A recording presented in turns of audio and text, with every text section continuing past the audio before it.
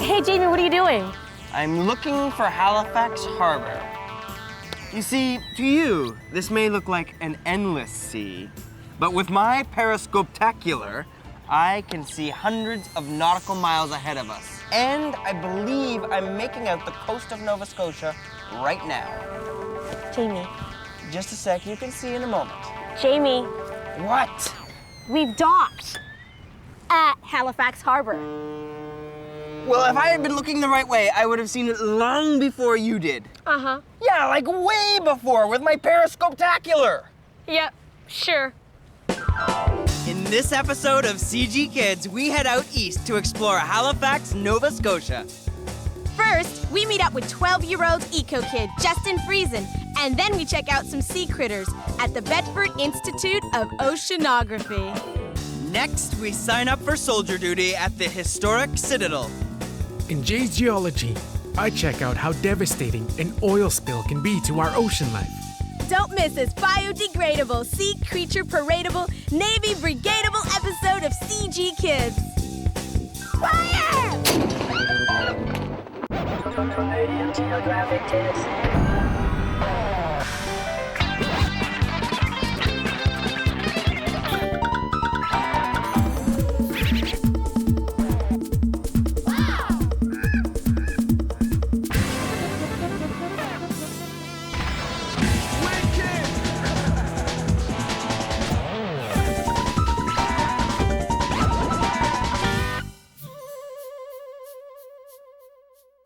We are in Halifax, Nova Scotia, at Atlantic Canada's most important port and the second largest natural harbor in the world.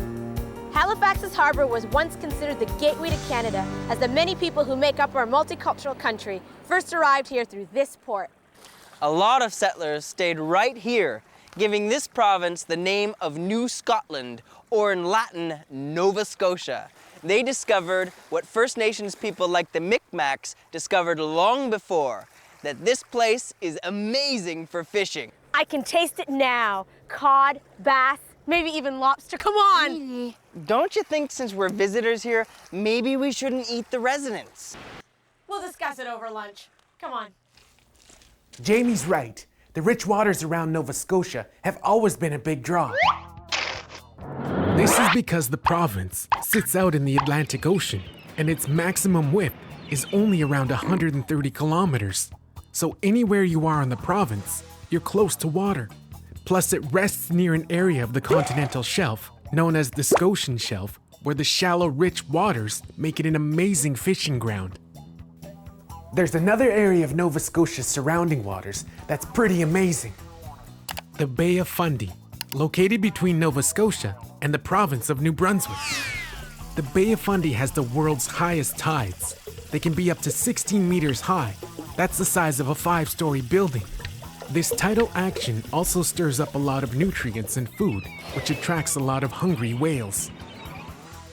But Jamie and Edie are on the other side of Nova Scotia. They are here in Halifax. Halifax sits on the Atlantic side of the province, and this puts it and its harbor in an ideal position. Halifax's port is in a major ocean travel route and is also closer to Europe than most other North American ports. So you can see why this port is so important to Canada, and why Halifax is the Maritime's largest city. Let's see what Jamie and Edie are up to. I couldn't have had at least a tuna sandwich. Edie, we're here to check out the fish, not eat the fish. Okay? What's with you? You're not gonna throw that out, are you? Yeah, what else was I gonna do with it? Excuse me. Let me show you. Look at all these organics. You can compost this stuff, like the bag and the banana peel and the cookie and the apple and the sandwich. And when you're done with the water in here, you can recycle this. Hey, you must be Justin Friesen, the eco kid. Yeah. Hey, I'm Edie. Hey! Yeah. Woo! Yeah. Well, then let's do it. Okay. Hey. Hey! Wait a minute. Come on, Jamie. It can't smell any worse than your pack already does. How did you become known as the eco kid? Well, I did a lot of public speaking and that type of stuff, and I started a program in my school called the Eco Schools program. And we had a team, we went around, we picked up all the recyclables and the compostables and that type of stuff and sent them off to the facilities. Now, you have a website or something we can check out? Yeah, it's called www.justinvision.com. It's an environmental website, and it teaches the kids and adults about how important the environment is to us.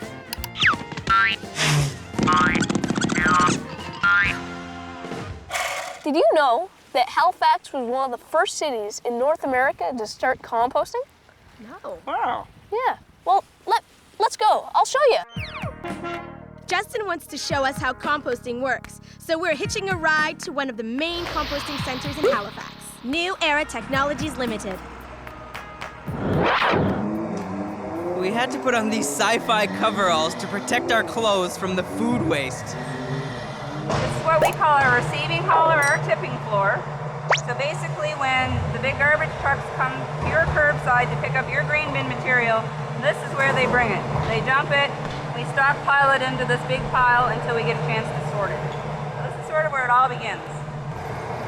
What are these guys doing here?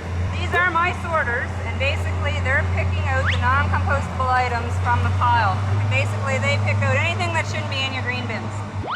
Jamie, let's see what you brought me. Let's see your garbage from your picnic. Okie dokie.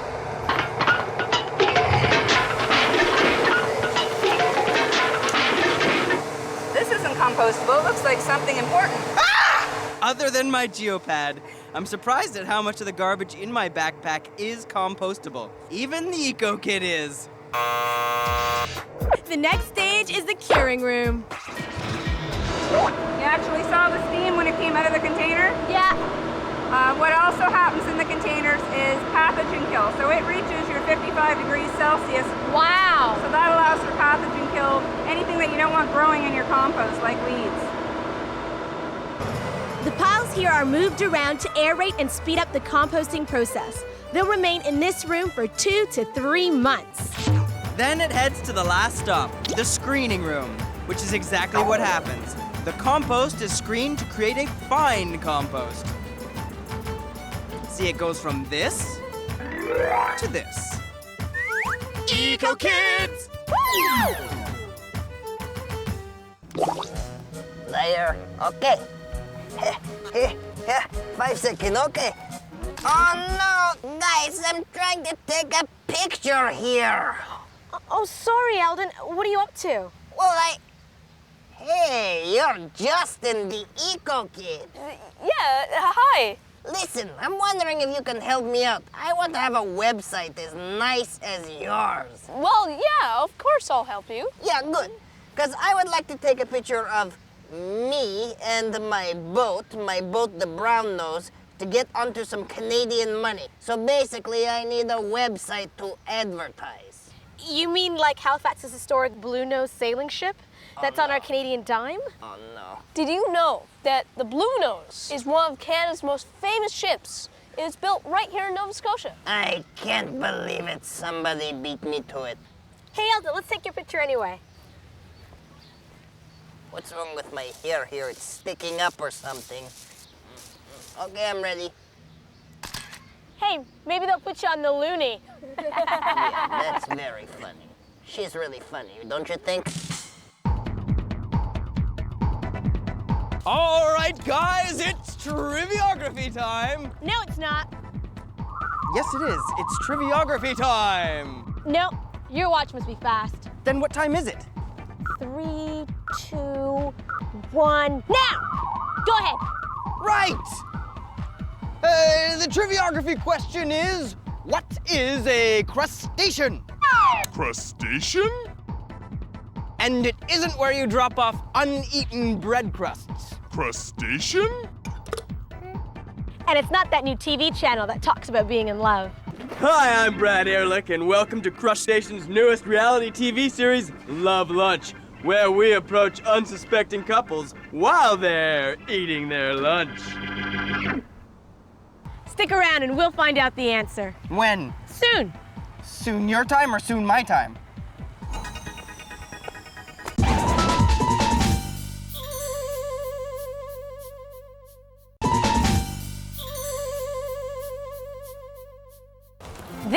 ocean. The science that studies the ocean is oceanography. And this is Canada's largest institute of oceanography, the Bedford Institute of Oceanography, just outside Halifax and Dartmouth. The ocean is large. Oceanography is also large. It's a huge field of research. So we're gonna get a whirlwind tour of the Institute. Don't you mean whirlpool tour? Oh, that's very funny. The Institute has 500 scientists, engineers, and many different departments. But we want to check out the animals. So Stephen, what's up with the blue lobster there? Oh, this blue lobster is actually a very rare lobster. She's about 1 in 10 million is the latest numbers that I've read about them. 1 in 10 million? Yeah, so she's missing some of the pigments that give her a regular color. That is pretty cool. Yeah, so if I flip her upside down here, you can actually see underneath her tail, she's pregnant. She's carrying around her eggs. So in about 10 months from now, she's gonna drop those eggs and they're gonna hatch into little baby lobsters. That's incredible. Well, how are they stuck there? That's a mucus. It's kind of like the snot in your nose. She just kind of puts that along her tail and it hardens up and holds the eggs there. So what's this sausagey looking thing? Oh, that thing there is a sea cucumber, and it's actually related to starfish. It's in the same family. They're called echinoderms, and it means rough skin. That's an animal. Yeah, he's an animal, and you can see he's got 5 little rows of suction cups there, and that's how he holds onto rocks. Same as a starfish would have 5 legs. Shows that they're related. He's really neat. He's got a really neat defense mechanism. If he gets attacked by a crab or a lobster, what he'll do is he'll spit out his internal organs and floats away and grows new ones. Ew. So this has a mouth and a bum? Yeah, this end right here is his mouth, and then right down here he has a bum. Great. Dead.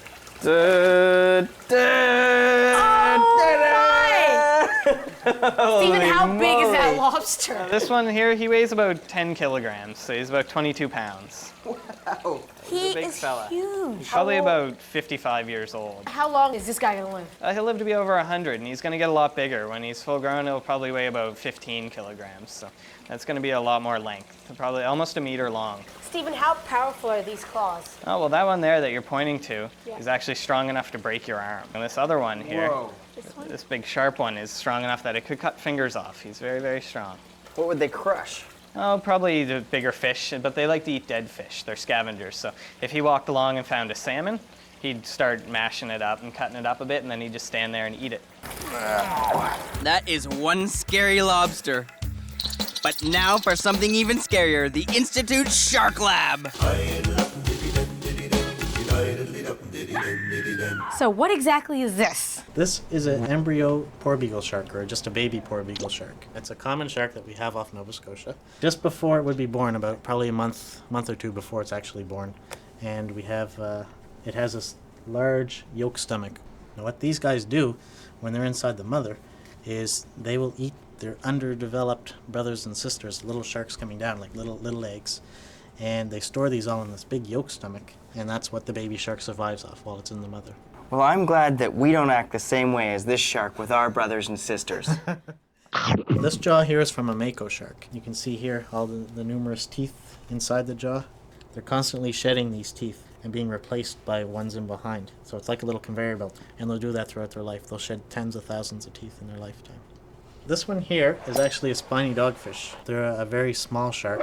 They only grow up to about 3 or 4 feet in length. What kind of things would it eat? They'll typically eat like smaller fish, small jellyfish, little crabs, crustaceans they find on the bottom. And all these little pores on the head, if you can see them, they're kind of filled with like a jelly. That's the shark's electrosensory system called the ampullae of Lorenzini.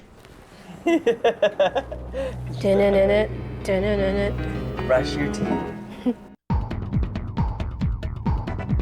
Did you guess the answer to the triviography question, what is a crustacean? Oh, you gotta get that backpack cleaned. Crustacean, Jay, take it away.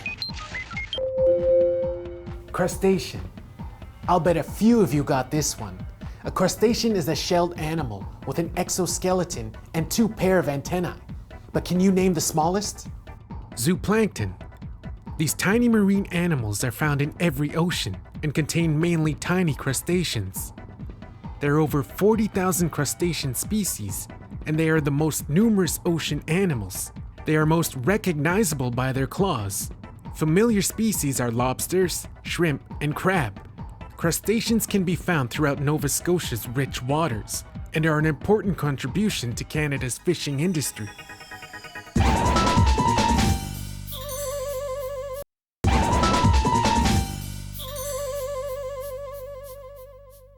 We've already learned that Halifax has the second largest natural harbor in the world. Well, in 1749, when you had a great harbor, you had to protect it from invaders wanting to wage war. So one of the ways to do this was to build harbor fortifications, and one of these was the Halifax Citadel. Today, it's a National Historic Site of Canada. We're gonna find out what life as a soldier at the Citadel in the 1700s was all about.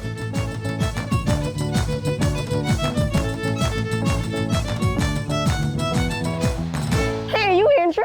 Hi, how are you this morning? Good, I'm Edie. Edie, nice to Good meet morning, good morning. you. Hi there. How are doing? you? What are we wearing? Well, you're both dressed in a 19th century British military uniform. Edie, you're dressed in the style of the 3rd Brigade of the Royal Artillery. And you're in the uniform of the 78th Highlanders. Both regiments were here in Halifax in late 1860s. So what's with the big feathery hat? Well, most Highland regiments wore a feather bonnet like that. All regiments in the British Army wore some kind of tall hat in this period because it made the soldiers look taller and more intimidating. Now, why would you fight in a kilt? It was a way for the Highlanders to reflect their own pride in their regiment and in the nation that they came from. And some felt it was fairly practical because it was less binding than trousers and it would allow the Highlander to run quickly, climb steep precipices and things of that nature. What kind of weapons would they be carrying? You would be carrying a Snyder Enfield long rifle. On the end of that, you would also fix a bayonet for hand-to-hand combat. Edie would not carry a weapon. She would more likely be up on the walls here, for example, firing and loading and refiring the heavy guns that we had defending our walls. These soldiers are doing military foot drills. They were done as a daily exercise and were considered an easy and efficient way to move troops across the battlefields. Now it's our turn to give it a try. You should be at position of a soldier, heels together, shoulders back, no smiling. To the right! Face! I'll need some work. Quick! March! Left! Left! Left wheel! When the command left wheel is called, it means to turn 90 degrees in that direction. Left wheel! This may look easy, but it's hard to keep up, especially if you have short legs.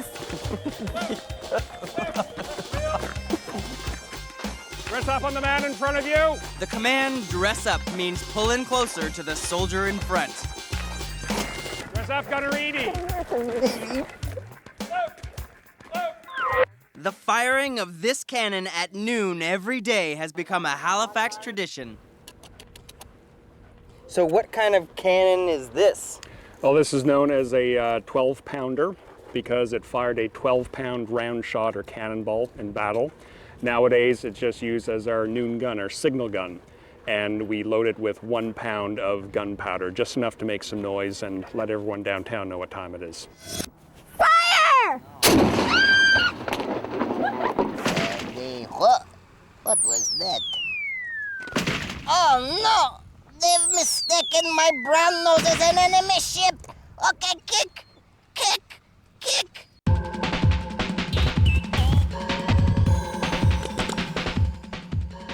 This suntan oil feels pretty greasy. But when I'm at the beach, it's a smart idea to wear it for protection from the sun.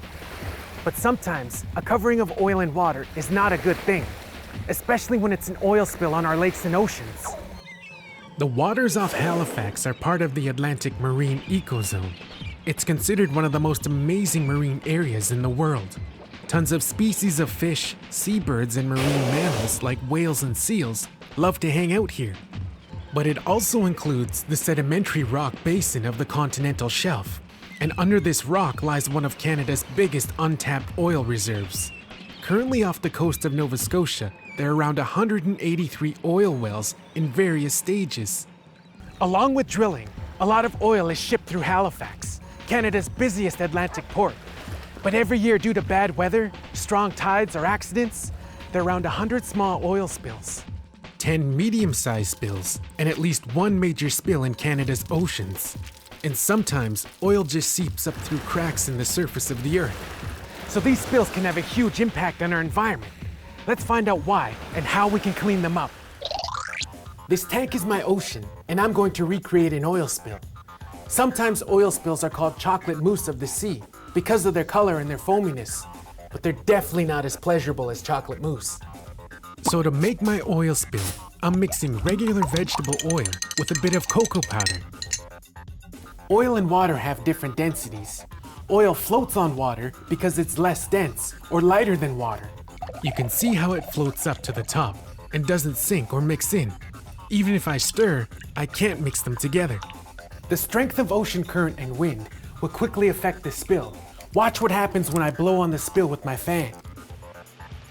The wind quickly blows and spreads the oil across the water. So one of the first things to do with an oil spill is to try and contain it. This is often done by using a boom. A floating boom is kind of like a solid fence that's dragged by two boats to surround and contain the spill. It extends above and below the surface of the water to stop the oil from spreading. Another way is to use a sorbent boom. It's like a big paper towel laid down over the spill that soaks up the oil, and then a huge crane removes it. Oil spills are more than just a nuisance to clean up. They have large environmental impacts. They can contaminate shorelines and aquatic plants and be harmful to all forms of wildlife, especially birds. This is a bird's feather. The single barbed strands of the feather together form a type of raincoat. This protects and keeps the bird warm, so when I spray the feather with water, it's repelled. Now watch what happens when I coat the feather with oil.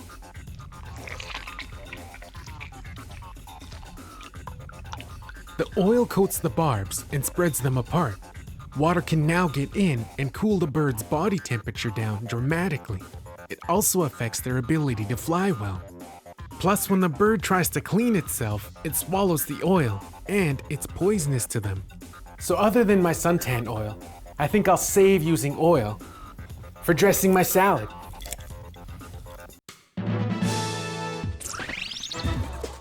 A fantastic fact about Nova Scotia is that it's the only province to have an island located more than 170 kilometers from its mainland, Sable Island. But what makes this island especially fantastic is that it's home to herds of wild horses, sometimes numbering close to 300, who have roamed its sandy shores for about 200 years. Well, that was great. Halifax is an amazing city.